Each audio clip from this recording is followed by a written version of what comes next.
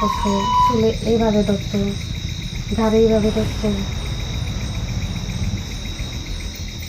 এদিকে এদিকে চুলে, ঘাড়ে, গলাতে, হাতে, পায়ে, পেটে মারতো। তো এদিকে মারছে, এদিকে, তারপর সামনের দিকে ঘুমাই থাকলে এদিকে মারতো, পেছনের দিকে ঘুমাই থাকলে পেছনে মারতো, পায়ে বেল্ট। তো গত 3 মাস আগে আমরা লাভ ম্যারেজ হয়েছিল, আমরা দেখে বিয়ে করছিলাম। আমার বাড়ি থেকে মানছিল না, নিয়েছিল আমারে, এর বাড়ি থেকে বিয়ে দিয়ে হয়েছিল। তারপরে প্রত্যেক দিনে আমার মারধর করে, আগুন লাগাই দিত, আইসে অনেক দিন আগুন লাগিয়েও দিছিল পায়ের মধ্যে। হ্যাঁ, চাহিদার লেগে। মানে মারার কারণটা কি? ওই তো এর চাহিদার লেগে। কি ডিমান্ড করতেছে?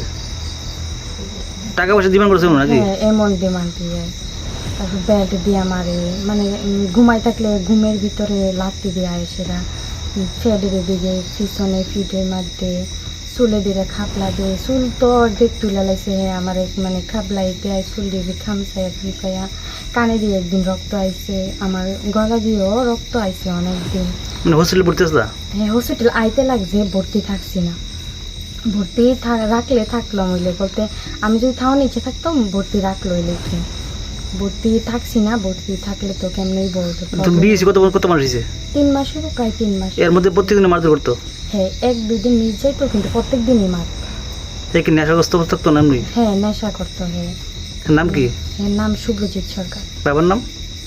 গুরুপদ সরকার। বাড়ি কোন জায়গা? বাড়ি দিকে দক্ষিণ বনকুমার। মামলা করছে এর বিরুদ্ধে নাকি? হ্যাঁ, মামলা করছে। তুমি কি চাও এখন? এখন আমি হের বাড়িতে আর যাব না। অনেকে শাস্তি চাও এখন নাকি এমন? হ্যাঁ, আমি ওইখানে আর যাব না।